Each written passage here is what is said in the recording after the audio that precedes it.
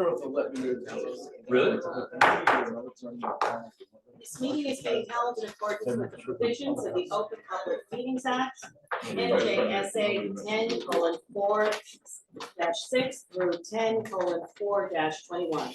Notice of this meeting has been published in the item of Milburn and Shore Bills and on Capital Milburn and Shore Bills as filed by the Environmental Commission and on the bulletin board at the Township of Milburn Town Hall.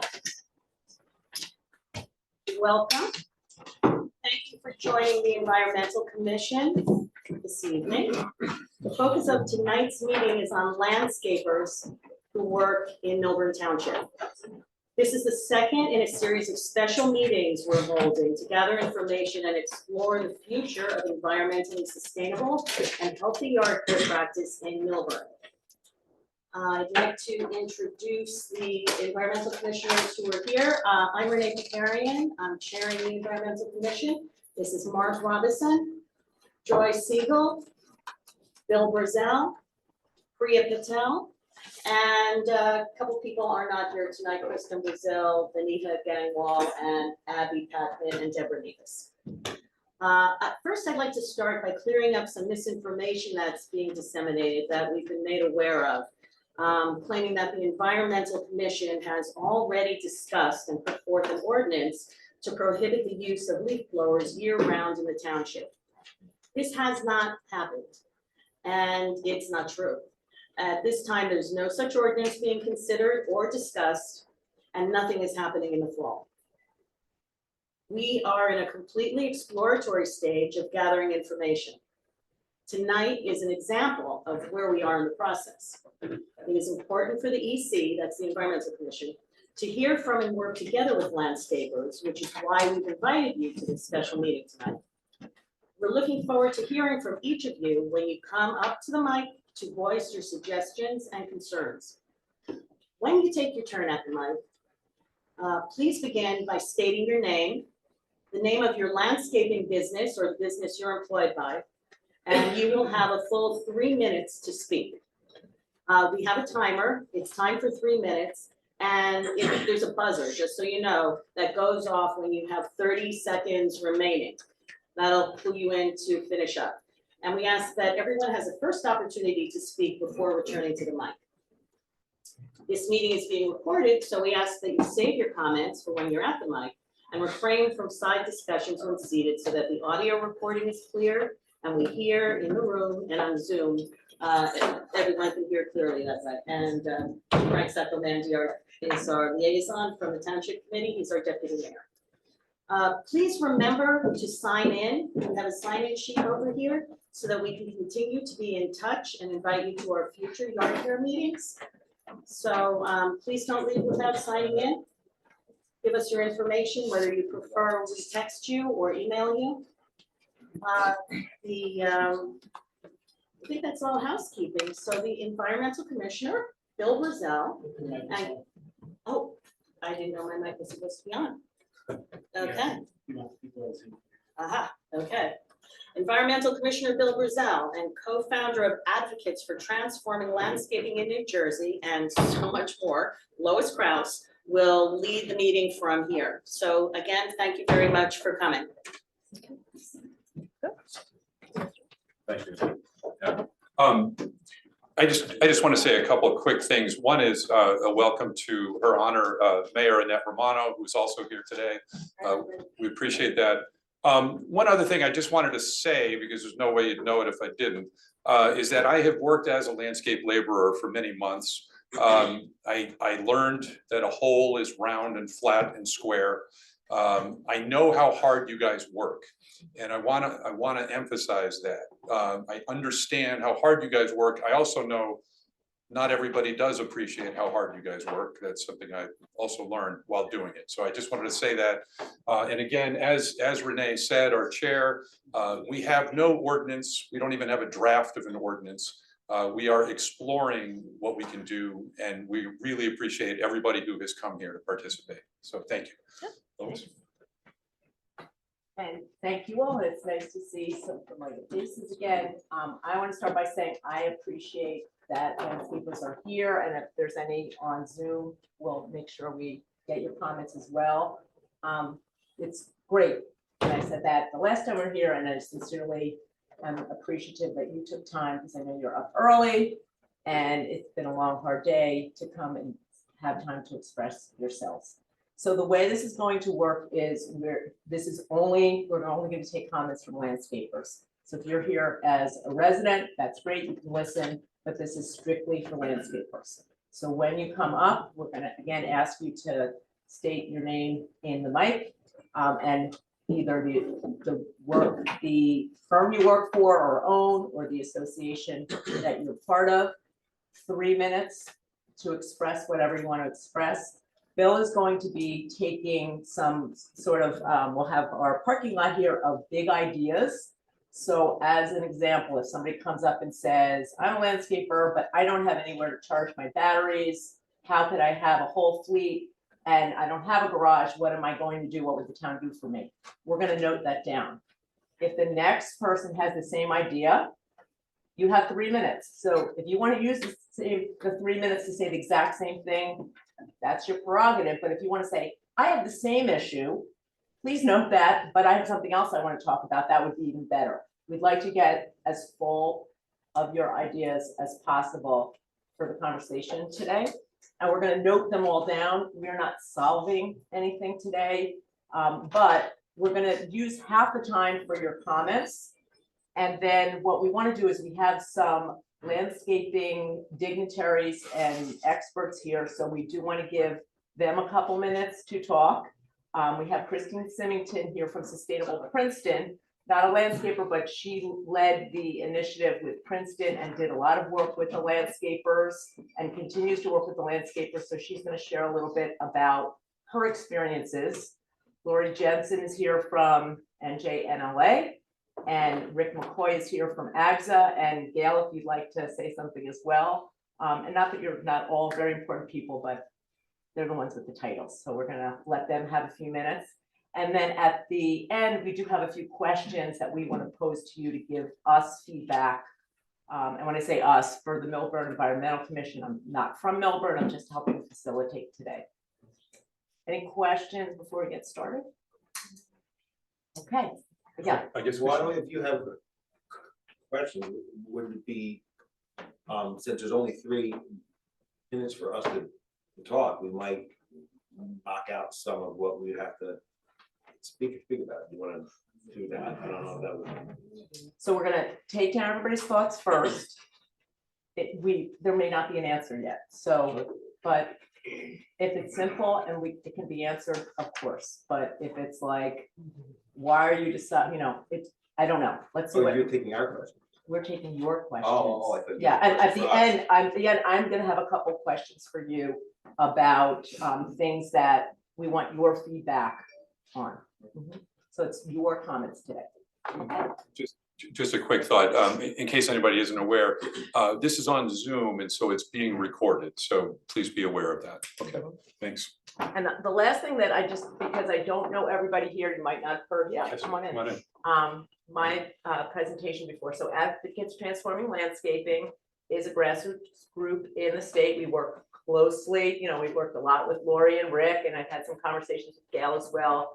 We recognize that there's a whole system that has to change. This is not as easy as just pulling out a gas leaf blower and putting in something else. This has been 50 years in the making. We have to educate residents, we have to educate our Department of Public Works, and everybody's got to work together to make this work. You work hard, you have invested time and money and equipment into, and you have a whole process that if you're going to pull on a string, something's going to give. So we are here collectively to come up with what would work best. And hopefully these are ideas that we can then give to the state. And I know Senator Smith and Assemblywoman Swain have been really interested in this. So whatever ideas we get today will go to them as well. Okay.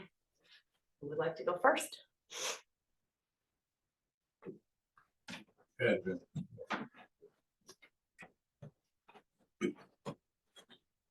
Evening. My name is Michael Todd. I'm second generation owner and CEO of the Todd Group. We've been operating in this town for close to 50 years. My separate company is a tree care company. We've been in business for 102 years serving Millburn. One of I understand the nuisance noise of backpack blowers. I invest heavily. I have over 65 employees, invest heavily in PPEs, protective personal equipment, ear protection, goggles, the whole kit and caboodle to keep my employees safe. I can understand as a homeowner myself, the impact of working from home and hearing leaf blowers. They are a nuisance, I agree. However, when I think about the environmental impact, when you start looking at the CO2 that is used to produce lithium, cobalt, how it's mined, how it's recycled, the stats on how lithium batteries are recycled, and less than 5% of batteries worldwide are recycled. And there was a study recently done in Australia about the impact of lithium batteries in landfills and hitting the water table, including our water. It's astounding. And when you start thinking about the efficiency of lithium and you start looking at the Department of Defense, I don't mean to go down a rabbit hole, but our own government has abandoned looking at lithium batteries as a viable and safe power source, and they've invested heavily into hydrogen. So I firmly believe this is a feel-good movement. I understand it. When I start looking at my payroll, and my payroll for my maintenance division runs about 55% labor to production. I spend close to $4 million a year on labor. One of the hardest things in our industry right now is to secure labor. As you stated earlier, it's very, very rigorous. It's extremely strenuous, especially working in heat. And we need to invest as landscapers, we need to invest in machinery and equipment that actually works, that isn't putting a strain and a toll on our employees. I'm probably my average cost is about $45 per man hour. It's a lot. If I have to start investing in more labor, it's great for taxes, but it's gonna be horrible towards my customers. The amount of time that it's gonna take, I'm not fully prepared with numbers, but I know and track how much time it takes, and we are a fully automated organization, stand-up blowers, backpack blowers, excavators, you name it, in order to make it a healthier and viable working environment for our employees. So I know it feels good to think that you're helping the environment because it's not in our backyard. But when you think about the impact of what lithium is actually doing on the globe, we have to look outside of our country and see what it's doing in other countries and see the amount of pollution and carbon footprint that lithium, cobalt, and mining cobalt and lithium is really doing, and what the long-term effect is and how it's going to affect our groundwater. So just take that into consideration. Thank you.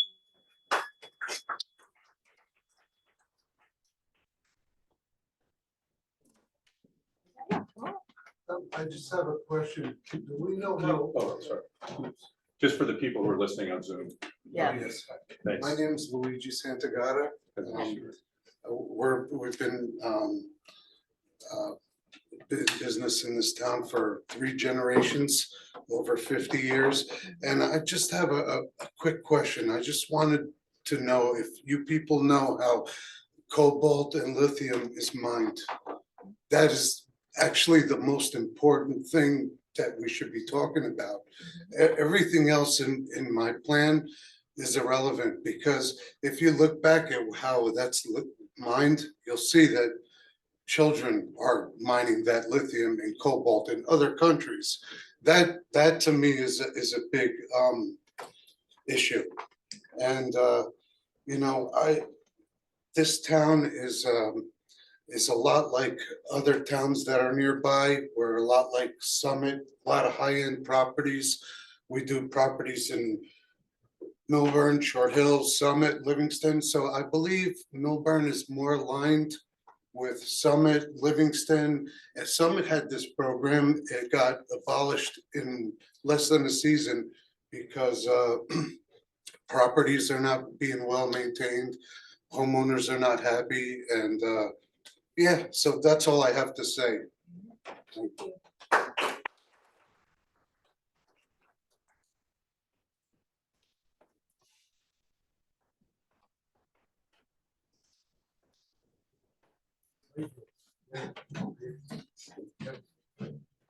My name is Tom Venezia. I have a landscape company, actually in the Union area, but I do service a little bit of Short Hills and Millburn. But I do a lot of services in Maplewood, and as you already know, Maplewood has a complete ban on gas powered blowers. I spent a lot of time last year, I won't say arguing, but trying to convince them to compromise. Okay, we came up with a lot of really good plans. Restricted use, not a problem. Restricted summon use was not a problem. And trying to coordinate so that we use them a minimal amount. Okay, and we thought we had a great plan. In fact, we sat down with the town council, a couple of the landscapers and myself, some of the residents. We had about 400 people on the petition. Okay, to revisit this. We're not telling you we want to revisit. We want to come up with a compromise because they are very essential. Okay, batteries are nice, but they don't work. And in 3 minutes, I can't tell you why they don't work, but just believe me, they don't work. If you want to spend more time on it and I get more than 3 minutes, we can discuss that at a later date, right? But like I said, the key word here is compromise. I don't think Maplewood was really wanted to compromise at all. They just wanted to strike out and say, no, we're just going to do it our way and we don't really care. Well, it was, I spoke to about 20 or 30 landscapers after the season. Rates went up between 30 and 90%. Okay, and your the amount of landscapers that will service the Maplewood area now is reduced dramatically. The first question out of the landscapers, receives is when the homeowner calls, will say, "Where's your house located?" And if it's a large area where there's a lot of leaf matter and that sort of thing, pretty much they pass on it. I know I do, because it's not profitable anymore to do these things. Okay, and people aren't willing to pay the kind of prices, and we do not have the amount of labor available at a small portion of the year to be able to achieve the proper results. All right, so basically, you need more time than 3 minutes to discuss this in depth. There's a lot of data that I have from last year that I'd be willing to share with everybody here if they wanted to have a more closer meeting, and we can discuss back and forth. And I can give you some of the proposals that we had last year. Can I just suggest it to you, Tom, but also to everybody? If you feel that you have more to say than you can get done in 3 minutes, after everybody has had a chance to speak, if there's nobody else, please come back up. Okay. Because I would like to hear the specifics about when you say, I can tell you why batteries. And certainly to share it. I'd love to hear that. Oh, you have believe me, things to share. I've researched batteries to nth degree. I've met with all of the battery manufacturers. Okay, and in fact, No, that's all right. in fact, I came up with a prototype, which they didn't want to hear about, and it was an electric blower that I thought that they could mass produce, but they didn't want to hear about anything. All they wanted to hear about is batteries. Batteries, lithium batteries are on the top of the shelf. There's nothing better than a lithium battery, but they still come short when it comes to our use. Okay, they get too heavy when you combine too many batteries in the back of these things, and your burn time. I was handed a battery last year. Sorry, I didn't mean right Yes. now. Okay. Just let me finish real quick. I was handed a battery from this Kane University, because they were all told that they have to switch to batteries. Right. So they gave me the blower that they were using. So, oh yeah, it lasts 3 hours. 3 hours. There's no battery that lasts 3 hours. So I turned it on full blast, stuck it outside of my shop, and 45 minutes later, it ran out of power. So Okay. this gives you an idea. Thank you. Thank Tom. you. Great. Before the next person comes up, we've had a lot of people come in after the meeting began. I just want to remind everyone that we have a sign-in sheet, that it's very important. If you haven't signed in and written down the landscaping firm you own or are employed by, then please give us either your cell number if you want to be texted, or your email address if you want to be contacted that way for our future meetings, which we will be having. Thank you. Who's next?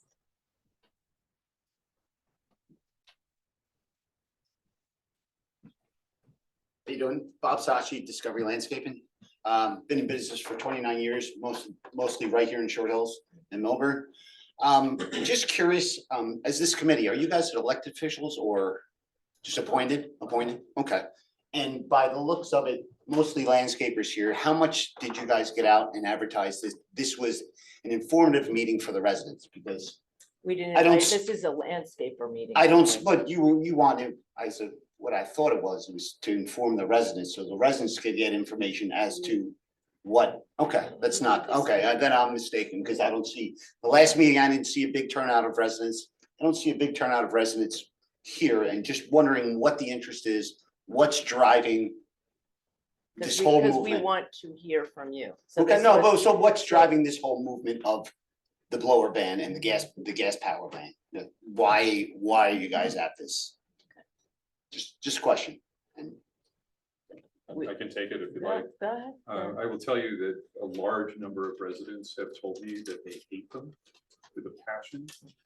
As you guys know, when COVID had a lot of people suddenly working from home, they were hearing what they didn't know they were hearing before. They weren't Mhm. hearing it because they were in the city or somewhere else. When they're at home on a video call for work or a phone call for work, they suddenly can't hear anything.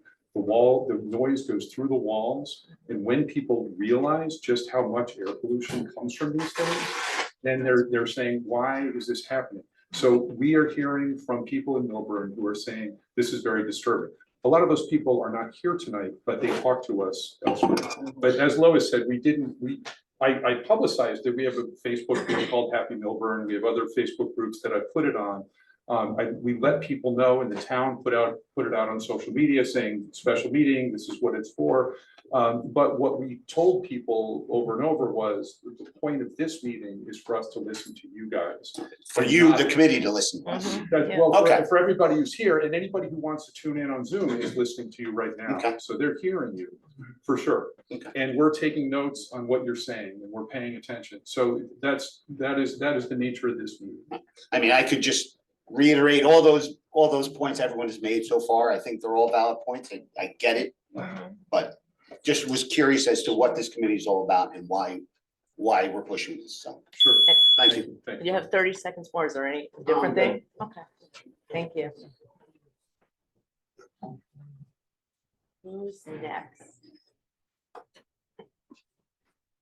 Oh, good. More people coming. Yeah, just sign Yeah, in, come please. on in. Come Yeah, there's a sign-in Okay. sheet, so we can contact you for future meetings. Mhm. Thank you. Hello, my name is Jonathan Trank. I do have this, I do stutter, so the 3-minute mark might not. So I've been in Maplewood working since the start of that and before. I have about 30 homes there now. I don't remember what we had before. We do like 60-something homes in Short Hills, Milburn area. We have a fully automated system where each crew has an app, they clock in and out, so I can track stuff very, I wouldn't say easily, but I can pull info. I pulled from the fall of 2022 to the fall of 2023. The fall of 2022, we were still allowed to use them. In fall of 2023, we were not. So I took 5 of my lot sizes in Maplewood are significantly smaller than Short Hills on average. So I tried to take like some of the largest, and just to rattle off 5 of them. In 2022, this household spent $550.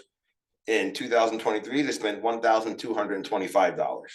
I have hours to do it too, but we don't have a lot of time. One other house was $525, went up to $1,100. $325 went up to $700. This was $385, went up to $605, and the condo that I did went from $1,100 to $1,950. In the spring, I have the numbers also, but there's different variables that come in depending on, like, that may have been the first year we had the house, so, but one house went from $600 to $850. One house went from $300 to $600. One house went $400 to $800. So we're talking twice, and the hours are twice. This isn't because I got pissed off at them. 6 hours, 6.75 hours, 12 hours. The hours have doubled. And the other 2 are, one is the condo, so it's all hardscaping, so that really didn't change a lot. And then this house was actually more than 22, so maybe it was our first time there, so we had to spend a lot of time. But there's definitely an economic impact of that correlates to the labor involved. found out, I run about 12 leaf blowers in the trailer in the fall. I inquired about a new electric, blah, blah, blah, blah. They wanted between the battery pack to put in the trailer and then the cost of the blowers, it was over $80,000, and it wouldn't give me the runtime that I could do with gas. So there's a lot of, if you guys want this, you can have it. I blocked out the Names. names and Thank stuff, you. but yeah. Helpful. Thank you.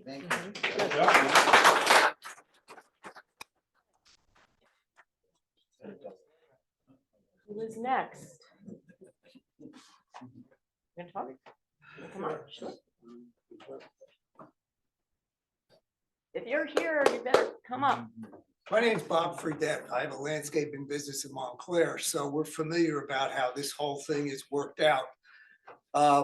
Definitely prices had to go up because hours are going up on fall cleanups. Spring cleanup was tough too, but we got a lot done in the fall because we were able to work into December, so it wasn't that bad. But, you know, the problem we have now is like, take a day like today. We're in the middle of cutting the lawn. It starts pouring. We run back to the truck, the trailer, everything's soaking wet. There's grass clippings all over the place, the street, the driveway. We pull out our rechargeable electric blower and here we are. It's not doing anything, okay? You know, we go to cut the lawn, the grass is flying off the machine, whether you bag it, whether you recycle it, whether you grind it back up, it's wet. So that's a problem. The machines don't have that kind of power. And we have to run a generator in the trailer of the truck to charge the batteries. Okay, so you talk about health issues. Well, I don't have a problem with the backpack blower on my back with the fumes and all that. I've never had a problem with that. I would love to see the study on that because I think some of these studies are flawed. Was that study done in a closed environment? What was the humidity? What was the temperature? But I will tell you, when we get into the trailer, after the generator's running, we open the door, now we're inhaling all that all day. So I don't know if it's a win-win situation. There's gas blowers that are less noisy than some of the current ones. I guess maybe 5 years ago, they came out with the newer ones, a little more power, which you need in the fall, and you need that in the spring, okay? You know, we can probably get through this stuff in the summer.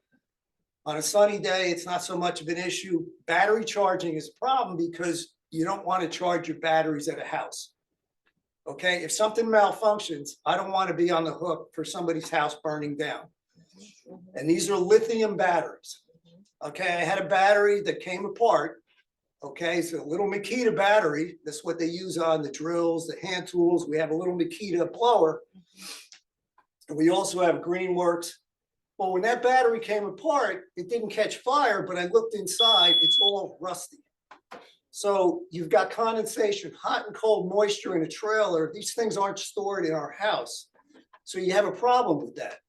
So you equate that to, is the fire department ready to put these fires out? If somebody gets rear-ended in a truck and say you have 20 batteries in a trailer and that trailer catches fire, what's gonna happen? You're not gonna turn the hose on and put that out. That's a big issue that has to be dealt with. Thank you. Thank you. Thank you.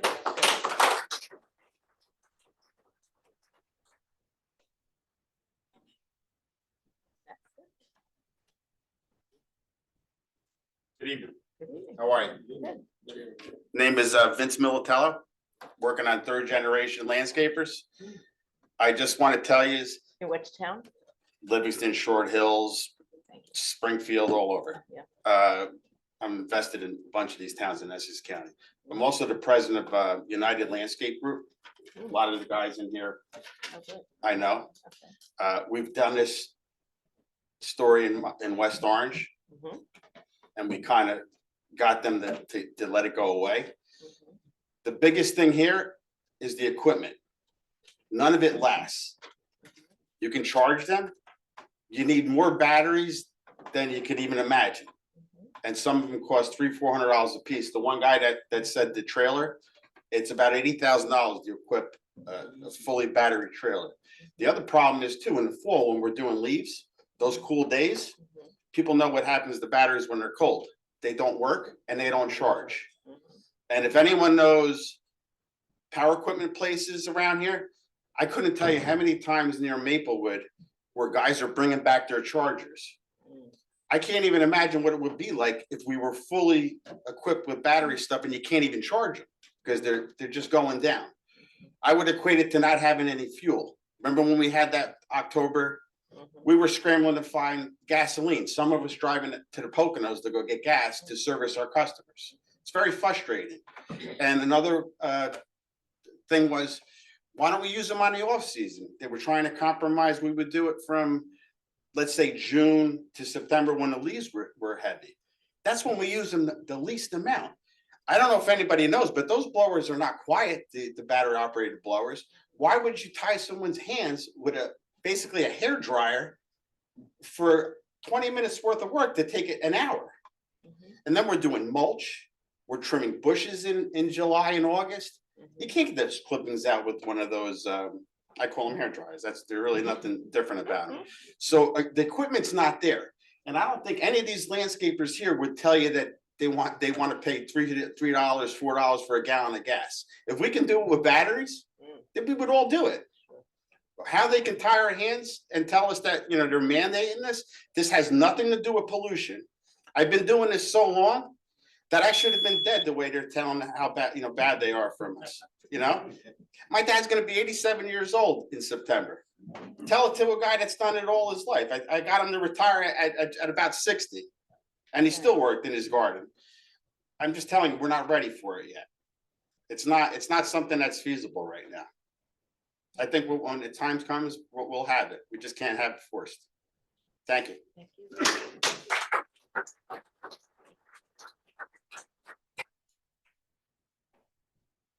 Next. Anybody can come up as long as you're a landscaper to speak. Andrew, you've got to come up, right? Aren't you gonna come up? Me, I gotta go up? Yeah. I gotta go up. You look like you wanted to. I didn't really want to. Okay, I'm Andrew Becker Enterprises in Short Hills for 39 years. I think that the battery idea of trying to maintain the properties and the level of properties that we do is borderline an impossibility to maintain the curb appeal, the property value. We are responsible, the landscape industry, for cleaning the streets in front of our clients' homes. And we're the ones that collect the leaves so the township can pick up the leaves. How is the township gonna pick up the leaves when we're not gonna have any power, labor time, or energy at that point to clean the street? Who's gonna clean the street? It's gonna be an impossible task. Most people who live in town know that when leaves come down, and now we're doing the zones because we're trying to abide by the Clean Water Drinking Act, where you put the leaves out certain days, which was a struggle in the beginning, but we all learned to work with it. And we think it's important if it helps the environment, we're all for it. We stick to those pickup zones and we do it very well. I don't see how we would be able to massively put the leaves in a pile so the town can come up and do this with an electric battery blower. I think that no industry in the country or in existence has done more than the landscape industry. We recycle 100% of everything we create. Stumps, brush, leaves, grass, concrete, asphalt, 100% recycle. There are people out there with bad blower practices. Maybe a brochure needs to be created so people who are not, who don't see different things with the blowers will be more understanding that people are offended by it. I know that my crew, we go out of our way to stop when the ladies are walking the dogs, people are jogging. We try to be very respectful because we know it's an issue. We know it's loud. We know some people don't like it. I think that the landscape industry plants millions of trees, shrubs, and flowers a year to keep the town beautiful. And I think that all the landscapers in this room really value our customer relations. I think that if we were to go to electric, we would see a 3-time labor cost to try to do the leaves without having any funding from the government or anyone to reimburse us for the massive amounts of money we would outlay to be in compliance with a blower ban. So I think we need to walk before we run, and we need to have an understanding that what we do is very hard and very physical, and an electric blower would be an impossibility. Thank you. We're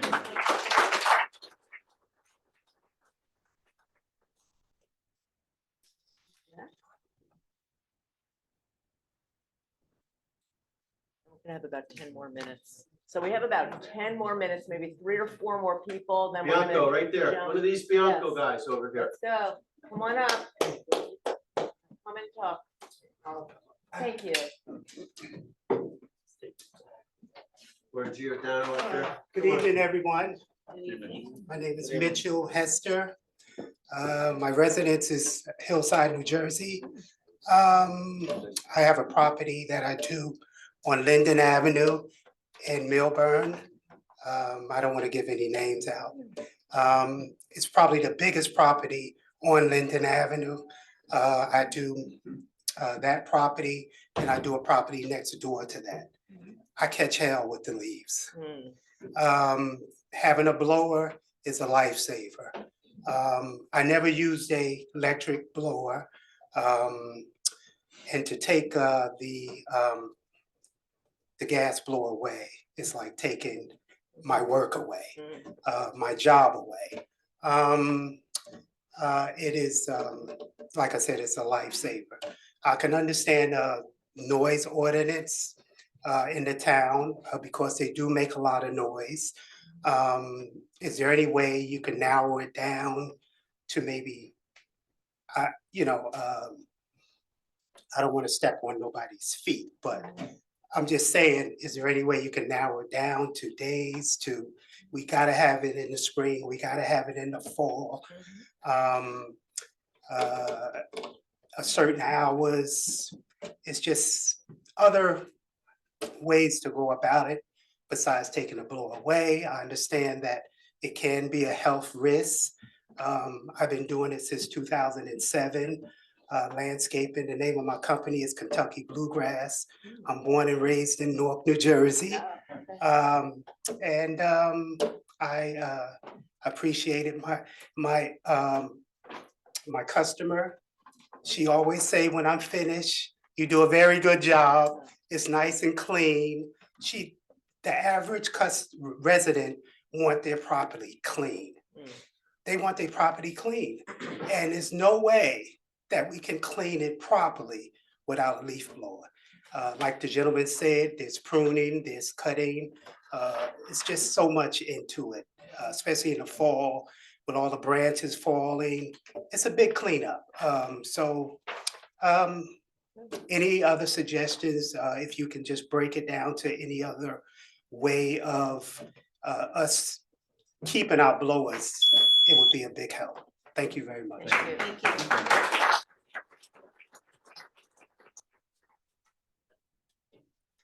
Who else who hasn't gone? Can they appear? Can I speak? I'm listening.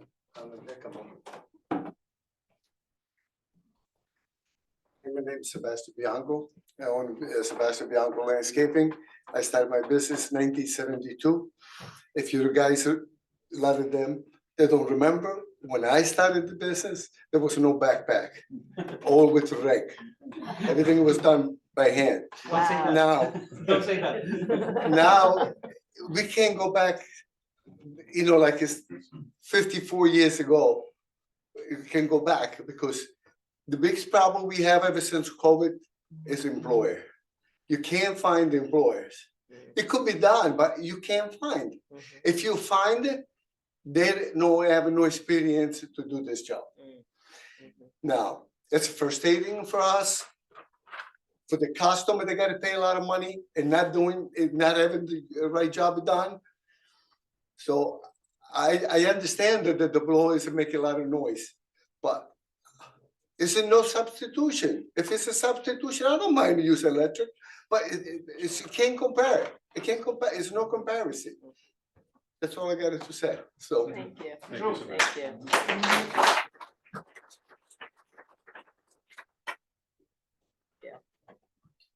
Hi, my name is Daria Paxton. I own Gaia Gardens in Montclair.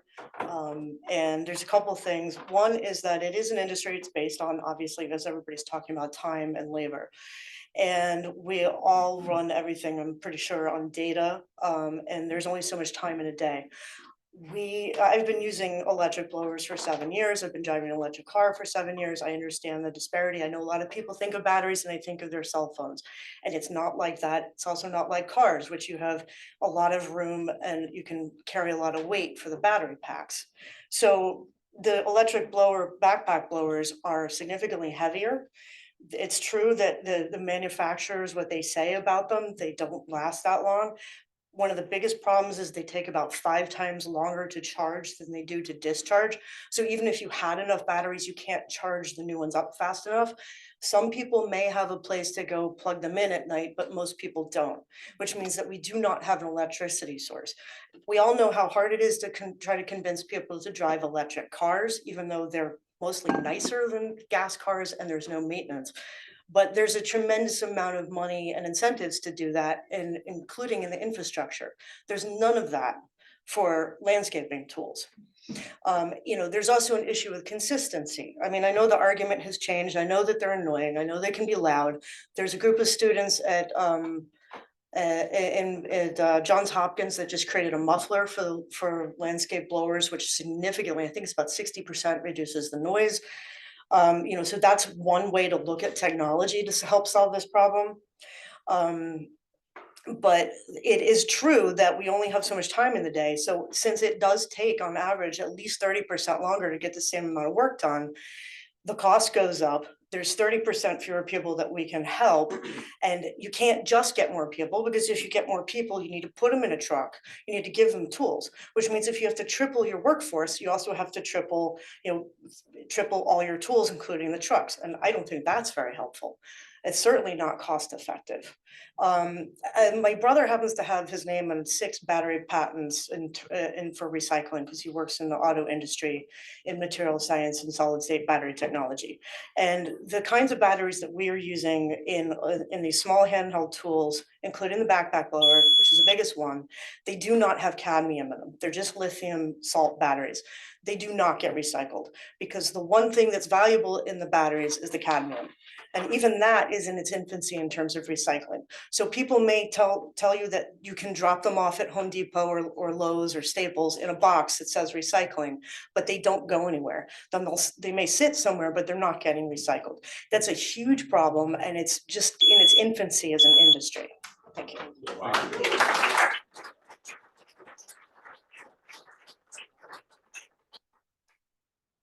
Last one more for now, and then we're gonna change gears. Anybody else who has a different idea that they wanted to talk about? I thought it was. So, some of the things that I've thought about while working in Maplewood for the whole entire year, where there isn't. I instruct my employees there to only blow off what we produce while we're there on site. Meaning if we weed whack and there's grass on the sidewalk, that's all we clean. We don't clean pollen, we don't clean anything else that is on that property. And if your residents are willing to have that, then that's, I think they have a higher level of expectation, your residents, than some of the surrounding. Which is why somebody else said in some, it got, stopped. That was already said.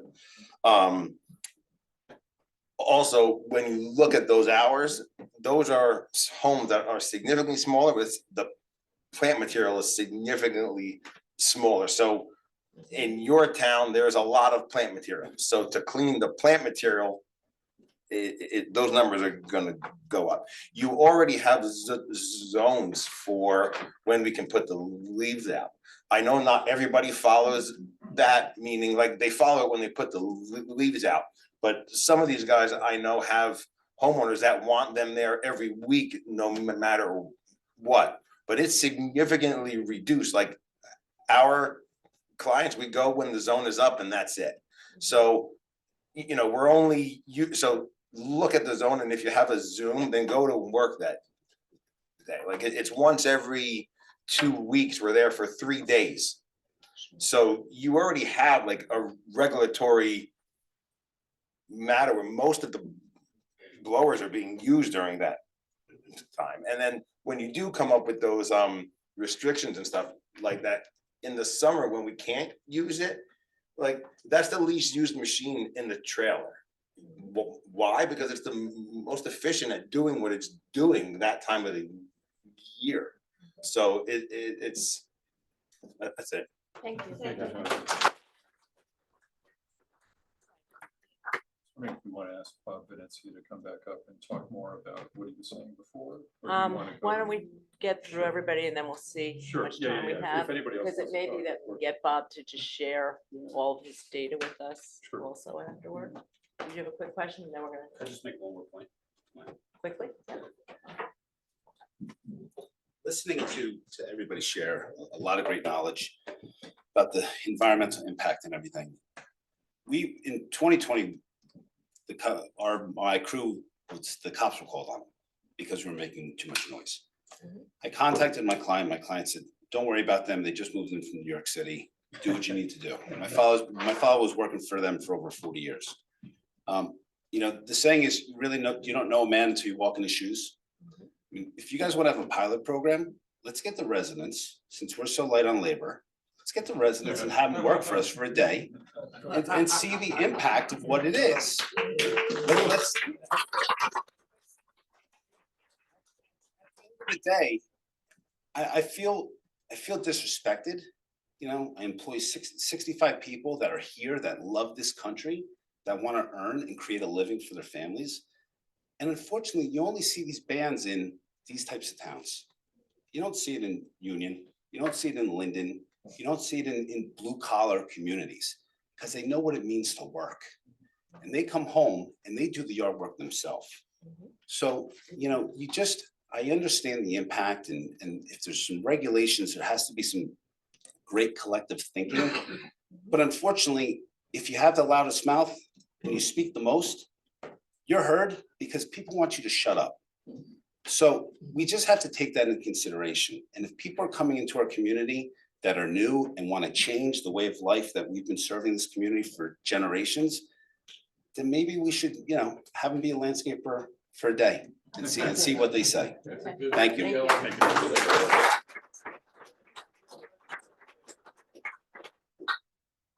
Okay, we're gonna switch gears now.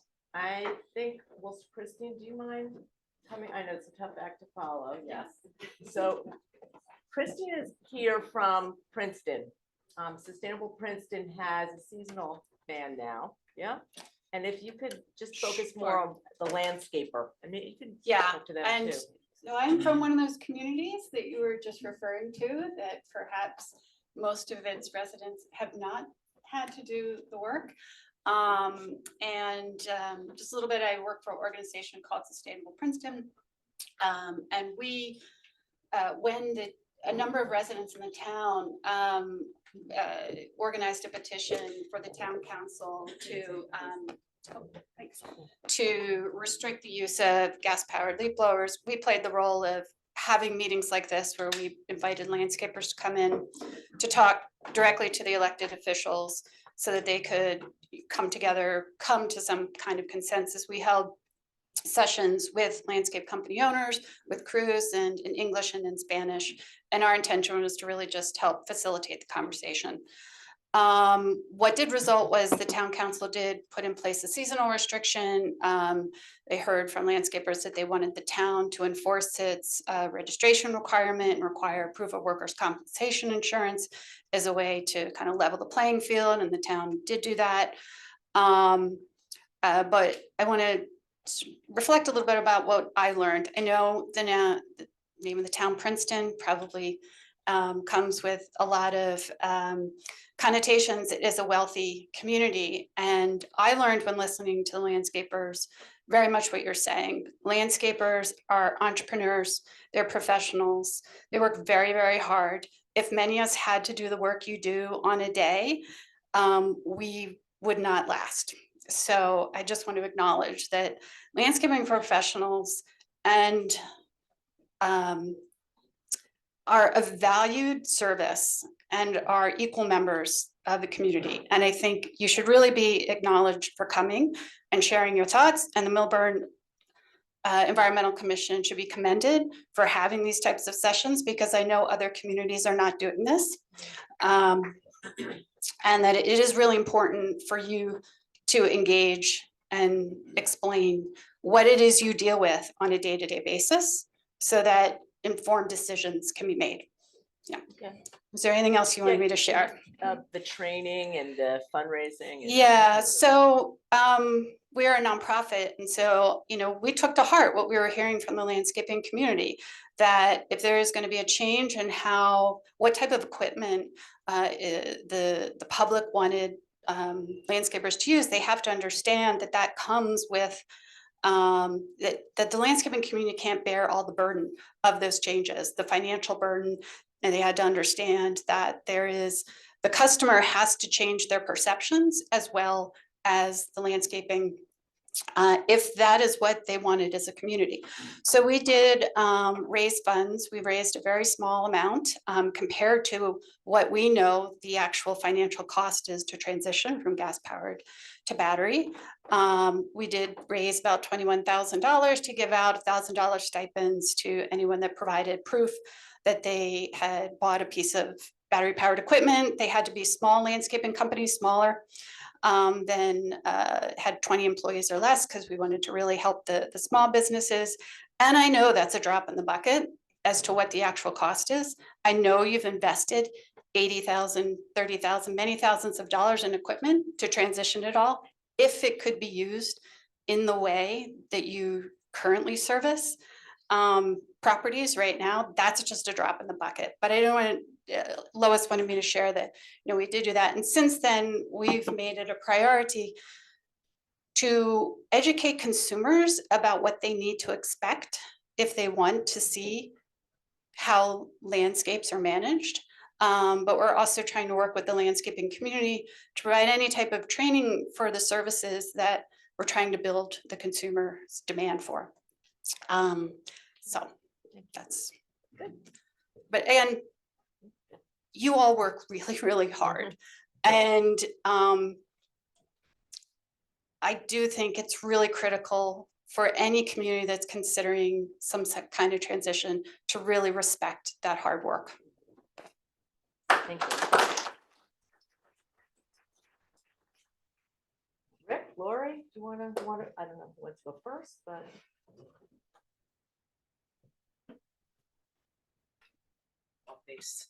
Yes, please. So good evening, everybody. I'm Lori Jensen. I'm with the New Jersey Nursery and Landscape Association. I'm also chair of my environmental commission. So I appreciate what you're doing. And I think it's great that you're actually calling this meeting. So thank you. It's great to do that. So from an association standpoint, we have to see the bigger picture and understand that a transition to away from gas powered equipment is inevitable, right? If you look around the country, you know what's happening. So what do we do with that, right? We're here as the association to support the landscapers. So in fact, we actually support the landscapers in Montclair that filed suit. So we understand we're here. So what can we do? Where do we stand right now? So we're trying to continue to educate and advocate for the industry. We're working with legislators, right? Lois, you know, right? Senator Smith, Assemblywoman Swain, they have legislation out there. We want to make sure that your rights and your jobs are protected in that legislation. We're working with AGSA. You'll hear from Rick in a little bit about the American Green Zone Alliance and the National Association of Landscape Professionals, right? They have a ton of data on how to do this right. We're working with manufacturers because, like a lot of you have said, the equipment is not ready yet. Okay, it's just not ready. We're advocating when towns are doing this or legislators are doing this, use research, find out from the professionals what's working, what's not working. Use case studies on successes, use case studies on failures, right? What hasn't worked. So all that stuff. We have a simple message. What we're looking for when the transition happens, we need time, right? We can't do it now. We need funding, right? Y'all talked about how expensive this equipment is, so we're advocating for funding. So when the transition happens, there has to be money so that when you buy the equipment, there's some sort of rebate or something. California does that now, so we need something like that. Education, it's different using those tools. We need to educate not only the community, but also the public on what to expect, okay? Be great to have a pilot program. Let's try this out a little bit and see if it works, and then we can go big if it worked. Seasonal allowances, you talked about that, right? Fall cleanup's a lot different than summer. What we would like to see basically is let New Jersey do it right and be the model state that other states follow. So that's what we're trying to do. I'm around if anybody has any questions, ideas, suggestions from either side, we're here. And thank you. Thank you.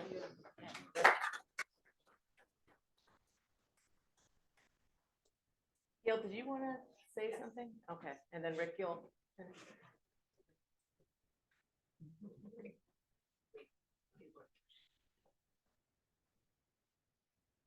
Hi, everyone. I'm Gail from the New Jersey Landscape Contractors Association.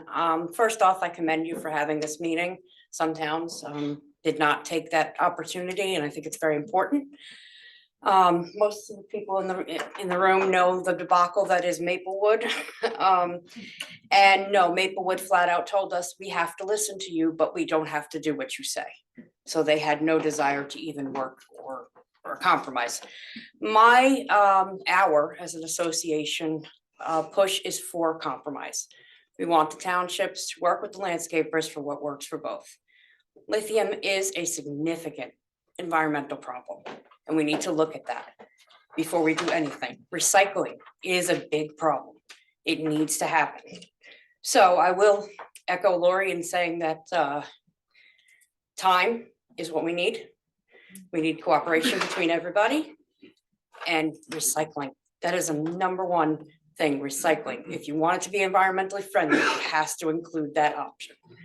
And finally, of course, I know you mentioned Swain. She has a bill out there for some funding to go towards this. These landscapers in the room, they are stewards of the environment. They want to do what's right for the environment, but we're just not there yet. The technology is not there yet. We will get there, and many are switching over already, like Rick. So give us time, but we want to work with you. And finally, I know you said you got a lot of complaints from people in the community. You have 20,000 or so residents, I believe. The squeaky wheel is the ones you're hearing. You need to ask the residents of the town what they want. And that's all I have to say. So thank you. If you have any questions. By the way, thank you for coming. You had mentioned you thought you had to be out of town. I did, yes. So I'm Mixed up days. very glad that it worked out. So thank you for coming. Absolutely. Lisa Swain's bill. Yes. How does your organization feel about that? We are 100% in favor because it's not forcing anything. It is, but it is encouraging Yeah. and helping to fund the switchover, which is, as you've heard, I- very expensive. So I completely 100% agree. And I look forward to working with you because I want to, Absolutely. because right now that bill seems a little bit stalled. Yes. And I think that if we can get support. It's been from- reintroduced. Yeah, no, I know it's Yeah. reintroduced, but Yes, I'd kinda love to get a little more oomph behind it. So, Absolutely, yeah. We'll talk again. Oh, Thank you, for Dave. sure. Thank you. Appreciate it. Yeah. Okay, Rick. Yeah. Everybody, my name is Richard McCoy. I am the Northeast representative for the American Green Zone Alliance. And what the American Green Zone Alliance essentially does is, I'm going to turn around and face these guys if you don't mind. Yeah, please. What the American Green Zone Alliance does is we generally advocate for a prudent transition to battery powered equipment. And we educate municipalities, institutions, and private contractors how to make that transition to electric. We've assisted over 200 different municipalities throughout the country. We've helped California. The founder of the American Green Zone Alliance was an integral part of getting California to start their core program, which allocated $30 million to the landscape industry to help them transition. That money went in the blink of an eye. So funding, obviously, as you guys know, is a big issue, and that's something, as we're working towards this transition in New Jersey, that's gonna be a major component of what we're trying to do in the state of New Jersey. As far as recycling goes, let me just touch on that real quick. There are a couple of companies that we're in contact with that we're working on recycling for these batteries. They do last a long time, I will tell you that. I've had batteries in service for over 4 years. The larger 48-volt batteries that you'll find your 60-inch or 48-inch zero turns, they should last upwards of 9 to 10 years. That's not to say they're not going to wear out, and your charging capacity and workload capacity will be less as they get older, but that's something we have to work with. That's basically what the American Green Zone Alliance does. Personally, I am a landscape contractor in the state of New Jersey. I've been a landscape contractor in the state of New Jersey for over 30 years. I started my company as a conventional landscape contractor like all you guys are. In 2005, I started to transition my company to organic turf practices and pest control. At that time, we also started to transition to native plants and green infrastructure. And all these things are part of this transition to a better way of servicing your clients' properties. In 2017, we started using electric. One of the problems we found with electric, obviously, as you guys know, is charging. So we created a 1.8 kilowatt solar trailer. So we have a complete separate charging solar unit that we tow behind our truck. We have no issues. Everything is off grid. We could plug it in if we need to, but that's one of the biggest problems that we have is charging and the charging infrastructure. So what cost is that? Sure, that's a good question. And I was going to get to that. Yeah, that was $65,000 for the trailer, solar setup, 48-inch zero turn, 33-inch walk behind, 2 backpack blowers, 12 batteries, 2 string trimmers, 2 hedge trimmers, telescoping chainsaw, telescoping shears. 3 years college tuition for your children. So we save, just on that one unit, we save $4,200 alone on fuel every year. There's no maintenance on the equipment except for sharpening the blades and scraping the mowers off. If I was to, and I will tell you right now, there's nobody in this room that hates to use gas more than anybody. I can't stand it. And this goes to the seasonal allowances for gas. One of my dreaded times of the year is the fall when I have to go to gas. If I didn't have to use it, I wouldn't. But to your point about the cost, the ROI on that piece of on all that equipment is about 4 or 5 years, because there is no maintenance, and you don't have tools go out of service. If you have a 60-inch zero turn, the hydros go. What are you going to do with that mower? You're going to push it back on your trailer. Hopefully you have the parts at your shop and put it back together at your shop. I can, if one of my controllers or one of my motors goes on my zero turn, I have them in my trailer. I can pop them out in a half an hour. The machine's back in service. So there's a lot of things like that you guys don't really understand about the equipment, that once you start to use it, you're going to find out how much easier it is to use it. And again, I'm not advocating for bans on any of this equipment. Everything I've done is voluntary.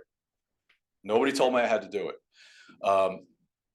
But the thing of it is once you start to use this equipment and realize that it is easier, and in some cases it's later. The unfortunate thing is that when this all started a couple of years ago, is they put the bullseye on the weakest chain, the weakest link in the chain. That's the backpack blower, right? If they would have started with string trimmers or hedge trimmers or something like that, that didn't have such an impact on our industry, this would have gone a lot smoother. But they took that, their bows and their arrows out, and they took it and they wanted to put it at the weakest link. Some of the backpack blowers are there, getting closer. I can't mention names. As an AGSA rep, I need to be brand neutral. Some of the brands are getting closer. Nothing is going to equal gas. If you want to look at CFM, the Red Max 8500 is about 200 CFM. The closest electric is 190 CFM. That's not the biggest disparity, though. The biggest disparity comes when you talk about Newton force. The Newton force of the Red Max 8500 is upwards of 42 to 52 in Newton force.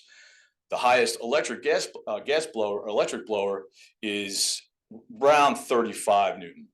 But the problem is that's exponential, right? So it's not, you're just blowing a little bit harder. It's 4 times, 6 times more as that Newton force goes up.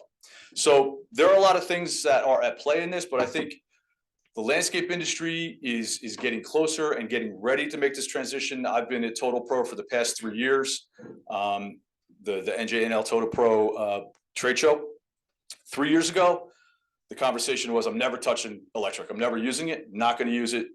I don't care if they force it on me. 2 years ago, it's like, yeah, I'm thinking about it. Maybe I'm gonna do it. Last year, it's like, how do I get one of those trailers so I can charge my equipment? Right? So people are thinking it's changing. I just think that the idea that folks like you that are having these conversations is a good thing. I don't know that regulation is the answer. I think having it voluntary and let the industry sort of drive it, I think is the best scenario for this. But there's a model for it, you guys. I mean, I spend very little on marketing because there's a niche, a group of people that want these kind of services. My marketing costs went way down once I started doing things differently. So there's definitely pluses and minuses. Yeah, so you can do it, you know, it's just, you gotta think outside the box. And I know that's a pretty common thing that you hear people say, but when you start looking at it differently, you're gonna see different alternatives and different ways of doing things. Rick, I have a question, Rick. Sure. Do your customers, have they also been trained to ask and expect for different services with what you provide, or do they have the exact same? Yeah, that's part of it too. And this goes to educating the consumer side of this, because you have to have the same philosophy as your clients. If you have a conventional client, and I've had this happen, I've had a conventional client, I've walked onto their property, they've had boxwoods and Berbers sheared like little meatballs. That's not what we do. I say, Mrs. Smith, I can tell you really care for your property, it's very neat, but there's somebody else that's gonna take care of that. So there's a philosophy meeting that has to happen. And a lot of folks that, you know, one of the problems with this too is not everybody's asking for it. And you have to take into account that those people that aren't asking for it are going to want those services where they want a clean landscape with not a leaf on it, everything sheared and groomed to within an inch of its life. So to your point, folks come to us for the work that we offer. Very little of my selling is me having to convince somebody because of the work we do already. You had a question? So based on the equipment that you have in the trailers, it sounds like you're a small company. Yes. And you run small crews. Yes. And you have a lot of data. What's the weight difference of that trailer? Because now you're talking about, when you start talking about combination, you're talking about extra batteries, solar panels. That must be a small trailer for two mowers. When you get into like a 16-foot. It's a 16-foot trailer. You're gonna have a lot of weight that's gonna carry that. Yeah, I don't know that number. So when you start looking at that, you start looking at the combination, then you start getting into CDL for drivers. That's true. And it's very, very hard to find labor, let alone CDL drivers, because then it's almost $6,000–7,000 for a private person to get a CDL. It's a very good point. And if I want CDL drivers, then that's an additional $7,000 for me a year that I gave as a stipend to my employees to get that license. So there's a lot of things that sound good, but you have to think about scale. Right. You know, and you have to think about, when we said about mufflers, you know, if there's mufflers for blowers, it's great. The chainsaws, they went from carbureted chainsaws to now fuel injected.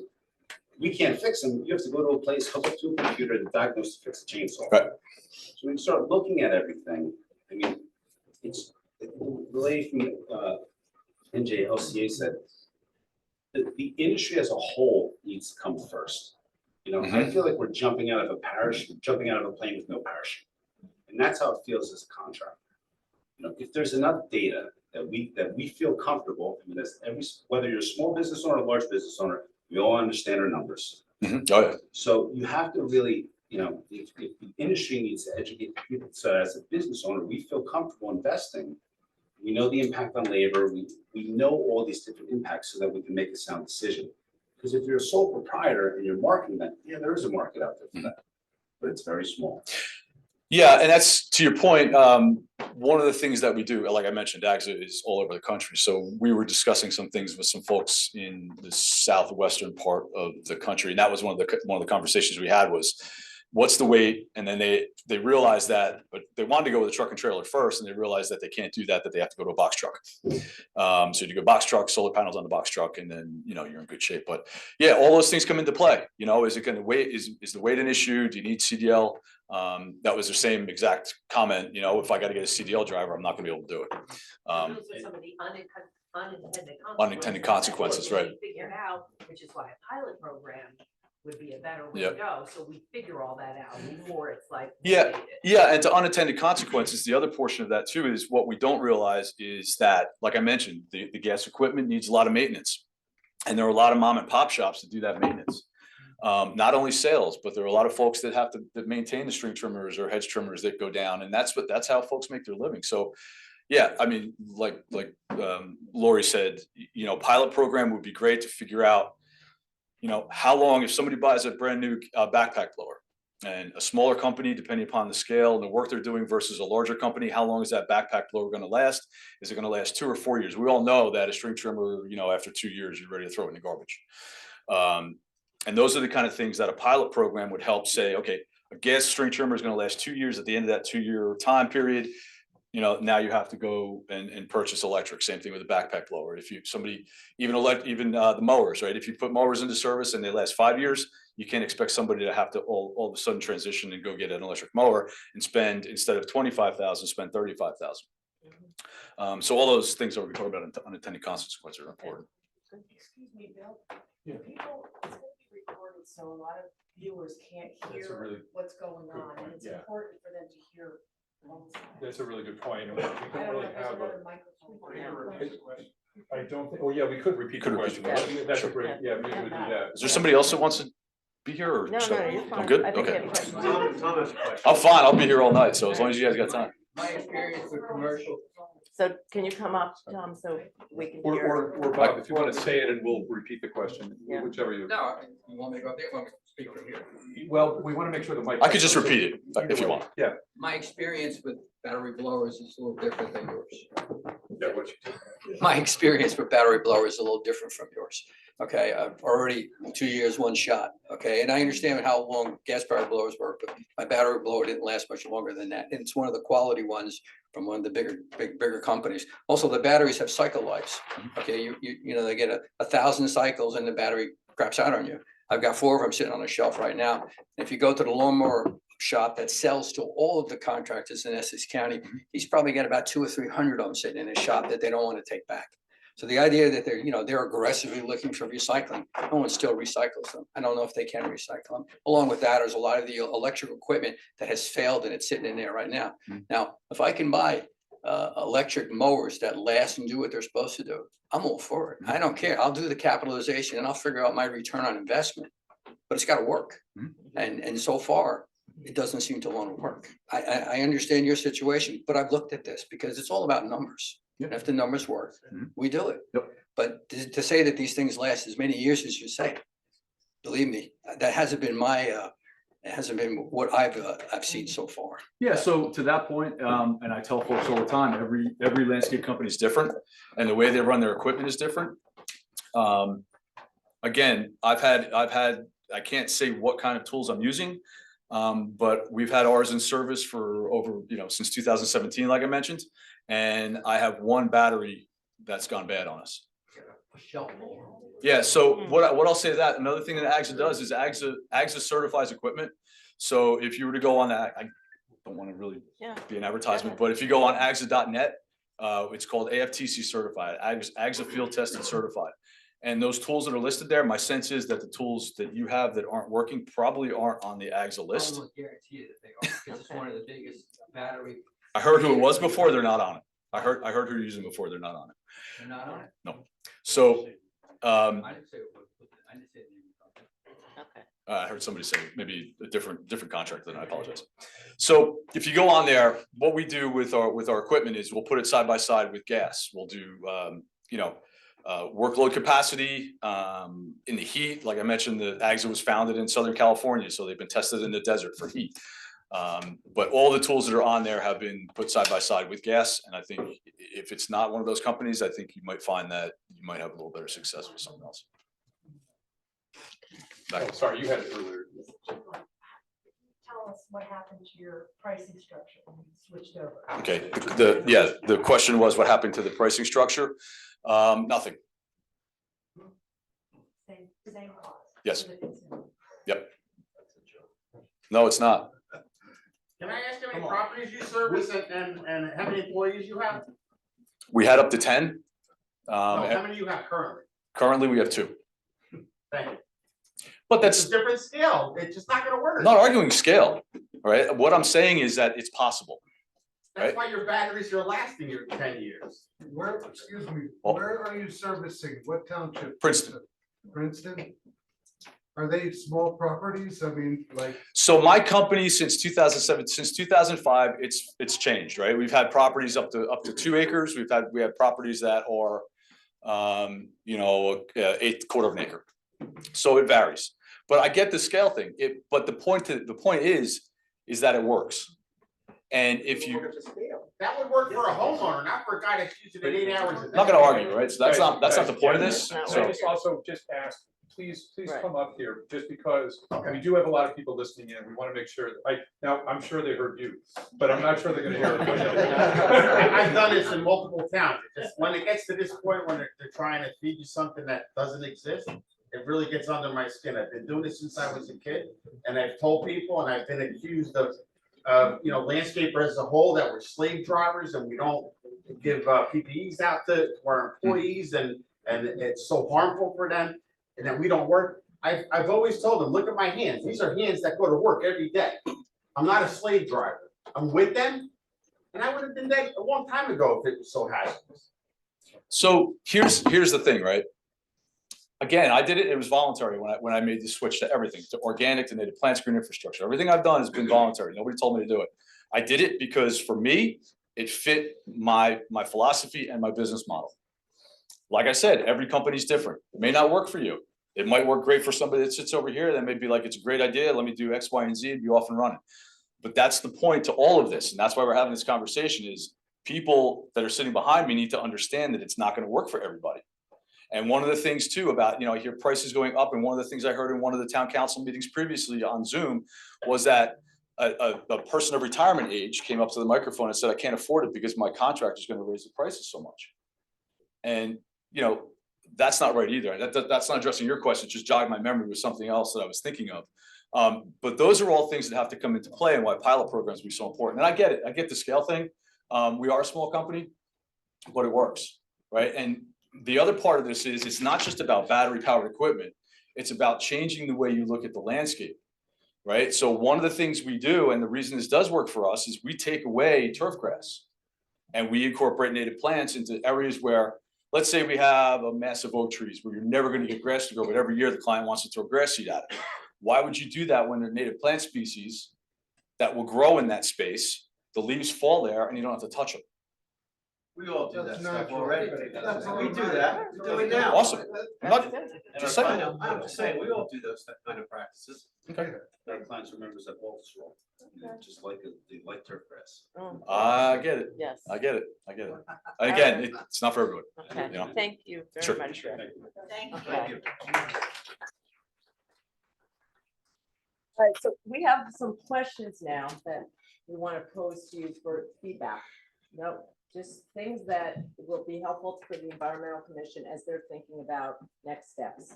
So I'm gonna throw them out there and I open it up to you all for comments. Let's use the mic. Yep. So the first question is, what steps would you like to see Millburn take to educate residents regarding sustainable landscaping practices? And the reason that I say this is because I know that in Princeton, Christine didn't mention this, but I think it was 10 years in the making of educating consecutively with working on this, residents about the importance of mulch mowing and leave the leaves and those kind of things. But we want to hear from you. What would you like to see from the training for the residents? The number one thing to do for the environment is to get rid of invasive species and plant native species. Okay, so we heard get native species, get rid of invasives. Thank you. Yeah. The other thing is soil testing. Nobody does it. You know, everybody throws chemicals all over the place. You know, lime every year. Do you need it? You don't need it. There's calcium, magnesium levels, all that stuff matters. And the other point is, cut the grass, leave the clippings, let them fly, mulch them back in. There's no reason to suck every clipping off the lawn. And that's one thing people need to be educated on. Mhm. They're like, oh, my kid walked in the grass and got clippings on his leg. Well, too bad. Okay. So I just want to put that for people on Zoom, because great point. So soil testing important so that you aren't over fertilizing, and then also leaving the grass clippings. So doing and yeah. Mulch mowing would go in with that? Okay. Okay. Leaving some of the leaves underneath like rhododendrons and Mhm. places where they benefit, you don't have to suck every leaf out of bushes. I mean, you know, everybody gets, then, you know, guys out there, every leaf's off the property. Okay, leave the Throw mulch leaves. over the leaves, you don't have to take them all away. Okay. You wanna dress it up a bit. Any other things you'd like to see residents educated about? Yeah. And just by the way, Bob, I'm guessing that also happens more in this kind of town, right? Get rid of every scrap. Okay, yeah. As a contractor, my company, we do our due diligence. We talk about how, leaves breaking down in the beds are beneficial. We educate about, proper uses of mulch. If you look at it, we get our mulch shipped in from Maine. And it's in Vermont and Maine, it's bark mulch, it's processed because it's healthier mulch. There's a lot of people out there that want the dyed mulch. It's pallets, it's stumps, it's all sorts of stuff. I think the biggest thing is, just Americans right now, and business owners, we feel like our back's against the wall. And we're living through very, very, very difficult times. Inflation's killing us, gas prices are killing us. Since COVID, we still can't get parts for machines. It's very, very, very difficult to run a small business. And our numbers are getting tighter and tighter. And if you want good people, you have to pay them well. And I support all of it, but as a business owner, it's just tough. It's very, very hard to run these days. And being in business, going through the cycles, you want to start thinking about Irene, the snowstorm after Irene 11, Sandy. I mean, there was no electric. I had people looking for protection because I was trying to get fuel. So these are all the things that you have to take into consideration. We are not, as a country, with infrastructure and everything else in order to support this. And as small business owners, it's very hard for us because we're working all day. We don't have time to read the reports. I have a 3-year-old son that I can't get to bed tonight because I'm here. So it's very, very hard because we don't have a voice because we're tired. So you just have to take that in consideration as well. Thank you for being here. So that was did you have one more thing? Yeah, go ahead.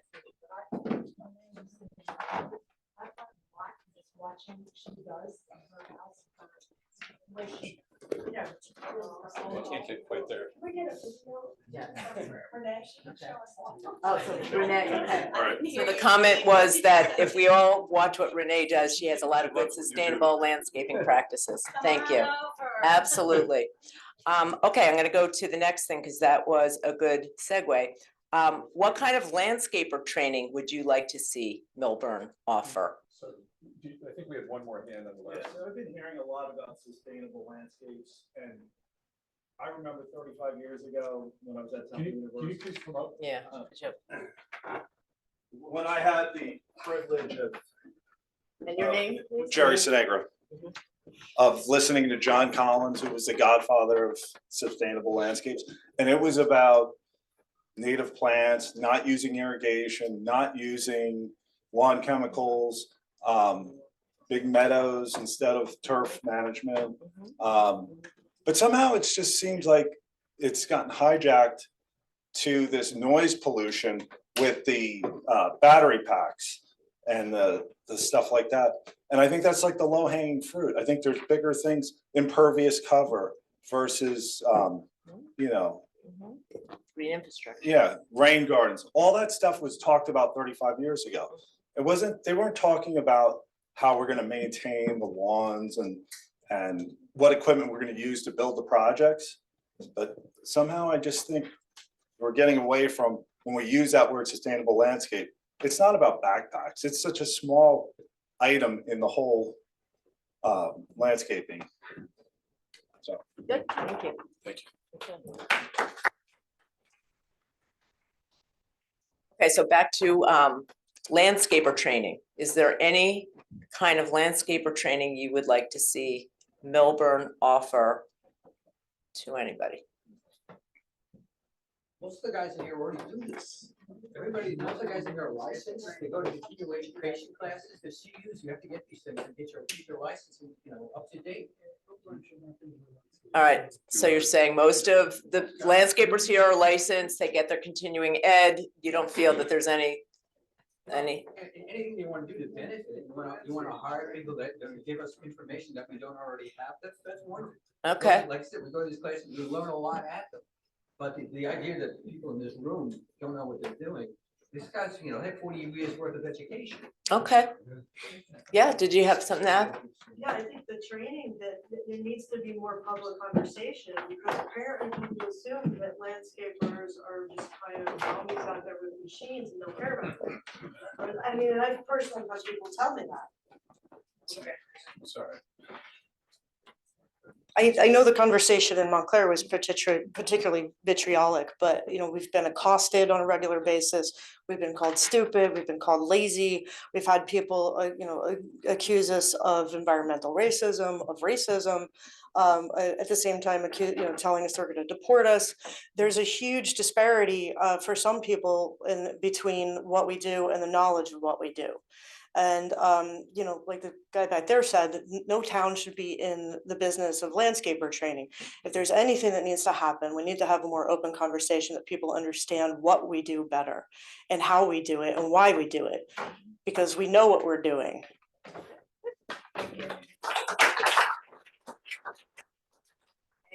Yeah, do you want to come up? I agree with what Gary said.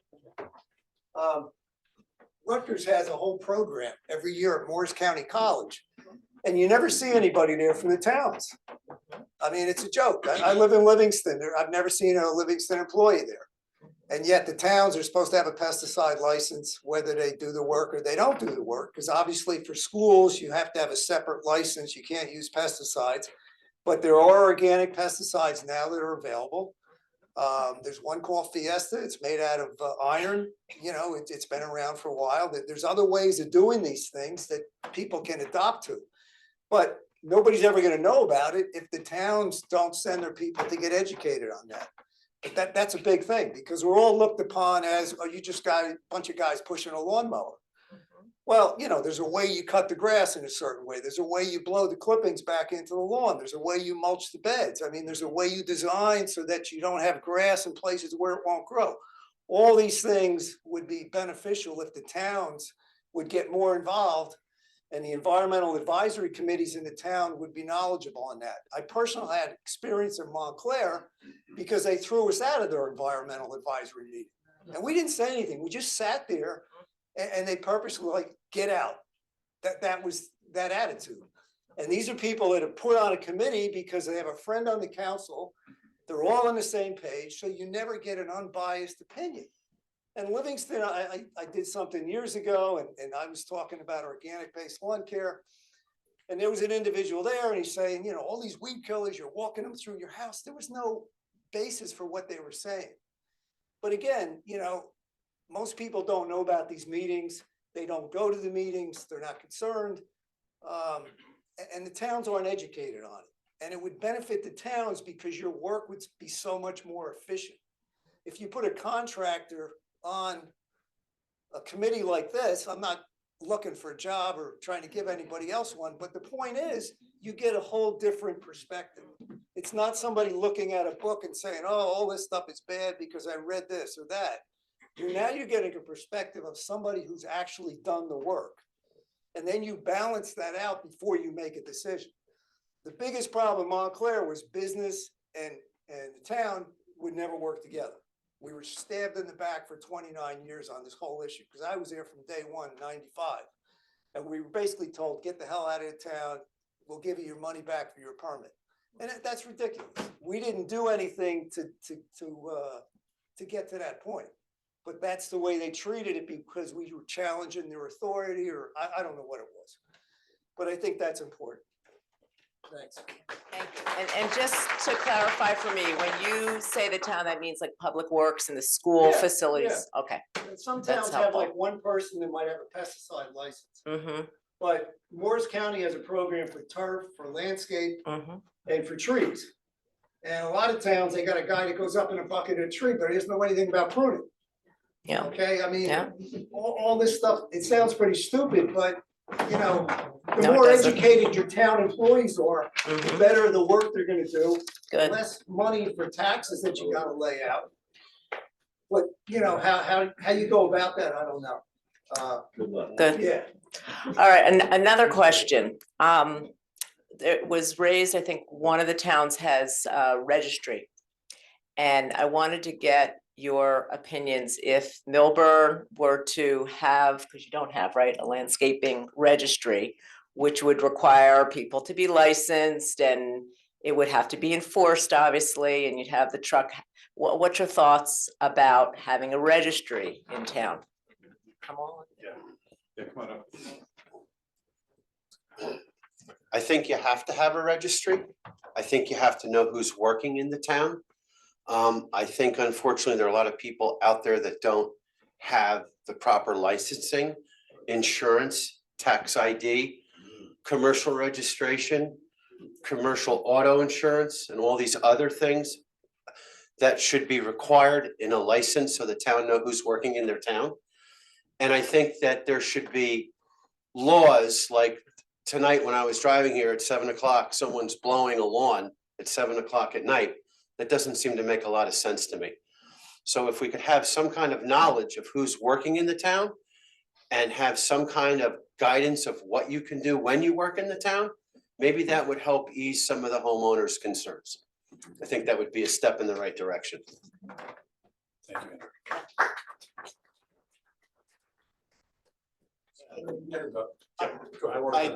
I just wanted to add that I have no problem with the registration. I just, Barry Greenberg from Birch Hill Landscaping. I just don't think it should be a way for the town to generate money. So I think it should be free, but you should have to do it.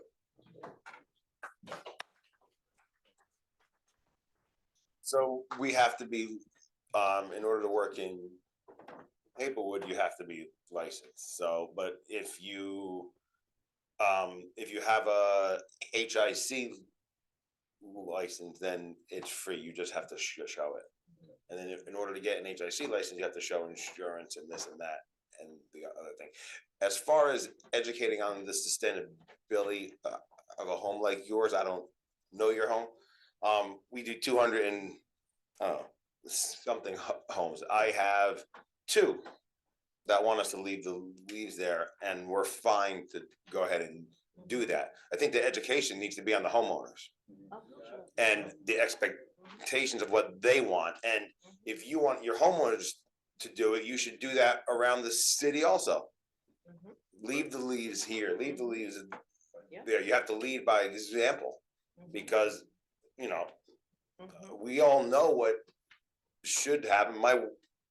Even in our house, my wife may not want the leaves left under in the front, so, you know, but we do have areas in the yard, we have ferns and stuff like that, where we leave the leaves to insulate the ferns and stuff like that, but it's the homeowners that, we're doing what they want.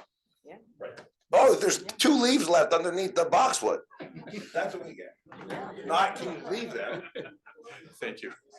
Yes. On the topic of the home improvement contractor's license and the registry. Yeah. Because I went through this I had this issue in the town of Orange, when I was taking care of Hot City Lofts. Because I have a home improvement contractor's license with the New Jersey Division of Consumer Affairs. I got several tickets for not having a town license. And the court had to drop the tickets because the Division of Consumer Affairs license supersedes any town licensing. And they settled that in court in Orange. That's Orange, yeah. It's statewide. No, orange to orange, they'll do anything to make it big. Yeah, please. Yes, I'm registered with Consumer Affairs as well. Hillside, I think it's just the second year that they start charging landscapers $50 to do work in the town.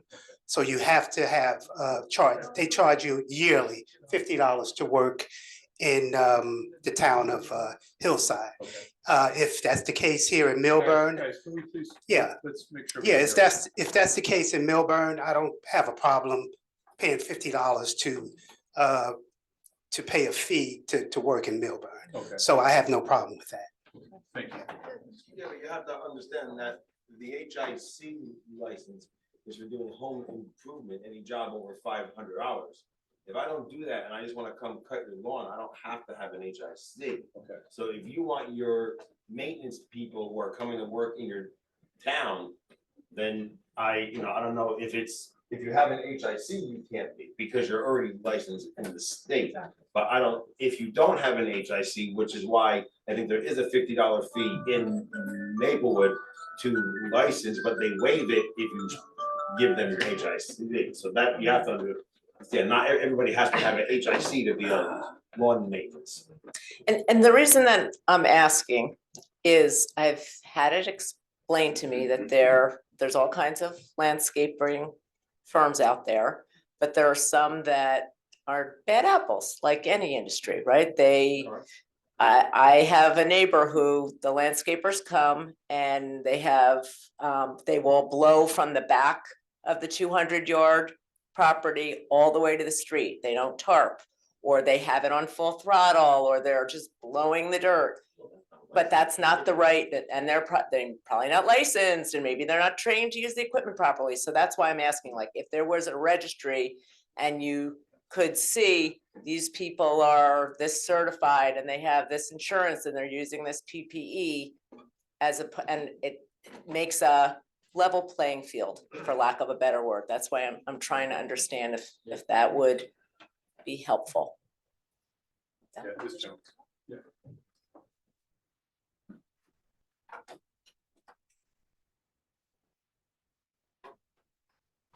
Good evening. I'm AJ Gomez from AJ Gomez Landscaping. I've been in business for 40 years. I've been a resident of Maplewood for over 35 years. One thing I want to ask you, enforcement. Because that's what I've seen in Maplewood. I have 22 clients in Maplewood, okay?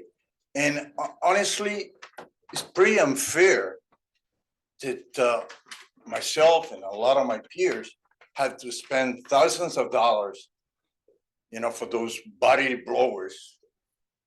That unfortunately, the batteries don't last on time running 30 minutes. That's it. And then I know these guys just using gas blowers. I mean, small blowers, they seem like, a body blower, but it's a small gas blower, okay? And nobody enforces it. Not the police, not the town. And then I gotta be honest, I mean, I'm registered with the town. I don't mind being registered with Melbourne Short Hill, paying, if there's a fee, we need to pay, fine. But also, what about the guys, they're working, they have a couple of machines or a machine or whatever, they don't have a sign, they don't have a phone number, they don't. I mean, we gotta abide by the law with everything from insurance, workman's comp, everything by the book. Okay, but we need someone to enforce this part too. And honestly, bottom line to me, technology is not out there.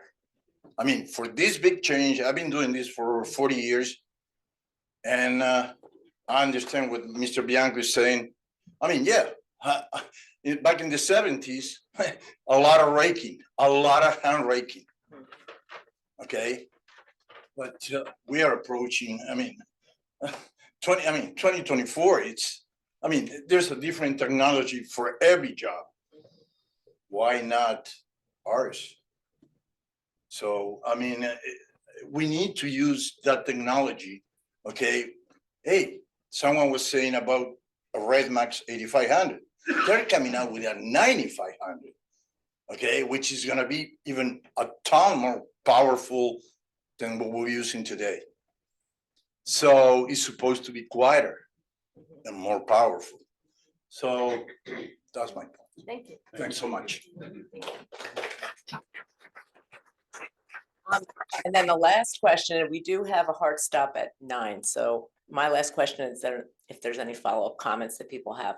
So if there were, and this isn't if, this is just me asking, not, there's no preconceived ideas out there. If there was a seasonal ban, some of the towns around the country that have it will have something like the fall cleanup starts October 1st, it goes through November 30th, as an example.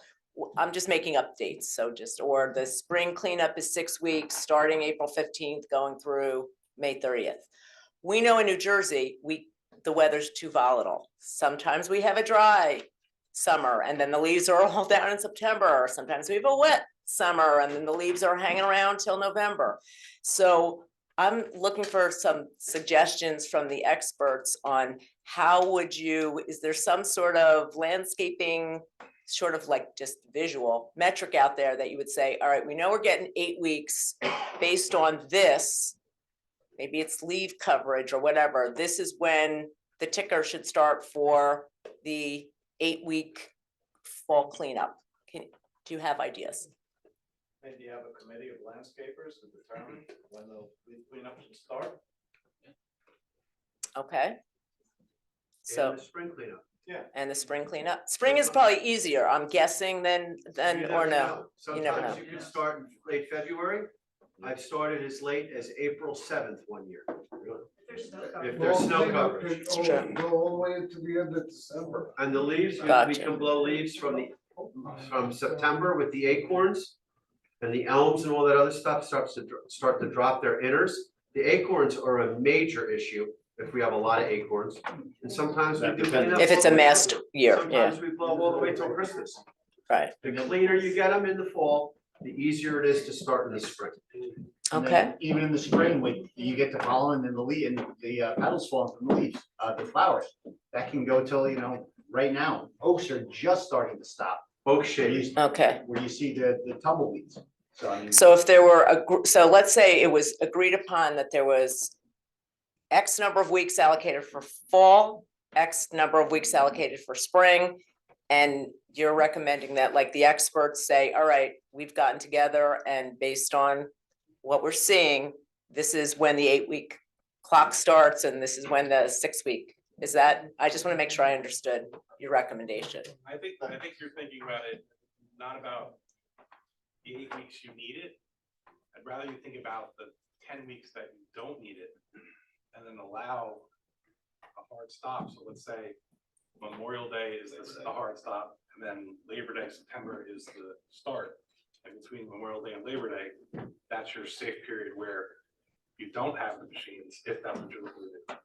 And that way, the spring and the fall, you have all the time you need. You don't have to worry about the weather, the snow, this or that. So you don't have a constraint on us. Yeah, yeah, That we so- can't predict. Yeah, so like. And I have another question. There's a thing out there called a hurricane. What if we get a hurricane in August and the place is a disaster zone? We're gonna Okay. have people say, no, don't use that damn blower. Where are we gonna be with that? Well, like okay. So Andrew, totally appreciate that. And I think everybody in this room knows that hurricanes are special exceptions. I don't think there's anything that we would ever do that would take away flexibility. But I really appreciate your idea of having a landscaper commission or committee to actually discuss this. I think that's an excellent idea. And I'd love to, any of you guys who would like to serve on something like that, maybe just make some kind of mark next to your name on the sign up sheet or somehow let us know afterwards somehow. Because I actually think that's a great idea and I'd love to move on that. Yeah, Michael. As long as there's enforcement. Right. That's what it comes down to. Yeah. I mean, in the tree care industry, the New Jersey Shade Tree Committee, came up with licensed tree care operators and tree care licensed tree experts. They came and there's two people that enforce it. So if you're gonna have a ton of people coming in, whether you're gonna limit leaf blowers or I can appreciate the registration because there's just too many fly-by-nighters out there that have no workers' comp, paying cash, and they're sucking up a lot of, there's a lot of labor out there, but if you're not paying me cash, then I'm not gonna come work for you. I mean, it's all over the place now. So whatever you do, you just have to have something in place to enforce it. Because I think a lot of us, when it was in Summit, it was a little bit of a pain, you invest a few $1,000s in some handheld blowers, which wasn't a lot. But when you're doing it, and then the people next door and guys are coming back and they're reporting back to us over in Summit, there's guys all over the place that are using gas blowers. It's not gonna stick. That makes a lot of sense. Yeah, thank you. By the way, does anybody know of a community that does enforcement well? So Maplewood, they do it, but I don't think they have enough out there. Yeah, because we have a small house in Maplewood on the border of South Orange.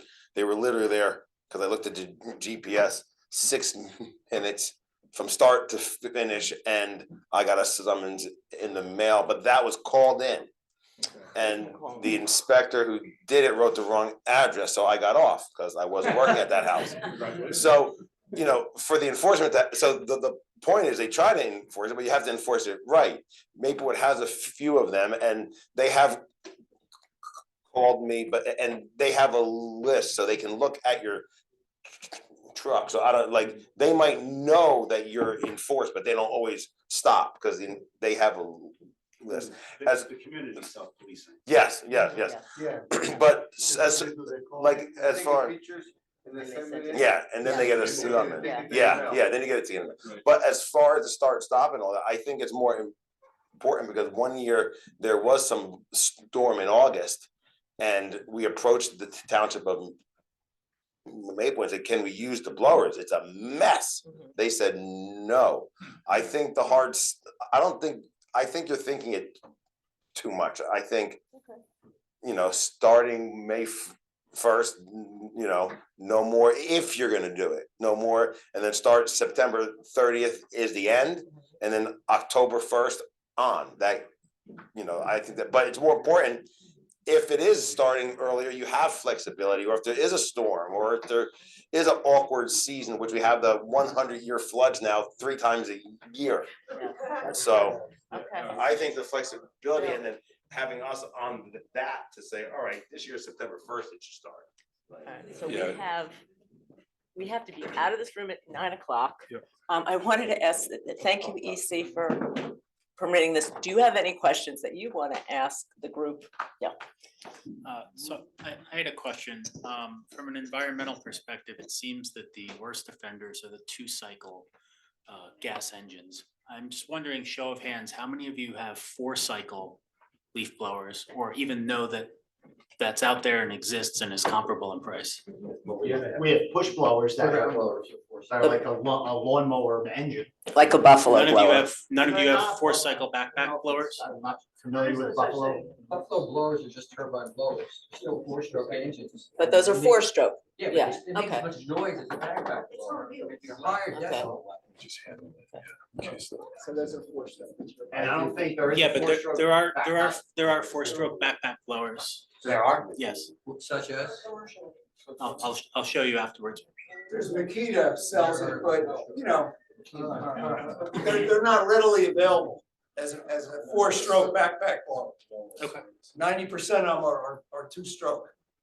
But then what he's talking about is you have the wheel blowers. Right, the And rotary. there's no option for that, especially in Montclair. So a guy has a parking lot, a condominium complex, he can't do anything. He just has to leave everything in the parking lot. Can I just ask why you're so concerned about the 2-cycle? I'm just asking because the burning of the oil and gas mixture is a lot, pollutes a lot more than a 4-cycle engine that doesn't do that. I'll tell you the difference. A 2-stroke oil, okay, I'll tell you the difference. Your name, please? My name's Nick Santagata. So the difference between a 2-stroke and a 4-stroke is a 4-stroke is very heavy. a two-stroke is extremely light. So a four-stroke we would use as a push blower, because you could push a four-stroke because it's heavy, it's on wheels. A two-stroke you could have on your back because it's not heavy. These guys have these on their back all day long. So you can't carry something that's 100 pounds on your back. It needs to be light. That's the difference. Thank you. Any other? So, gonna wrap up? Yes, yes. Okay. Is everybody has that, oh, one more? Just one thing, it's two-stroke isn't limited to backpack blowers. We have masons, you're using cut saws, you're using line trimmers, chainsaws. Four-stroke would be great. I just looked it up, saw them at Home Depot. I mean, as a contractor, I mean, how many guys have lost two-stroke engines because somebody forgot to have the right mix? I mean, it happens with us. But there's not enough people that will service them. I think if they're out there, there might be onesie twosie companies, but it's not to scale that can serve us, or there's a lot of people that can actually work on it. Thank you. Thanks. All right. That's it for Anybody else? questions? Okay, yes. Yeah. Okay, Well- can I have a motion to adjourn the meeting? Second? Second. Motion to adjourn the meeting is approved. Thank you. We are adjourned. The last thing I will say though is if you have not signed in on that sheet, please sign in. Where is the sheet? The sheet was moving around.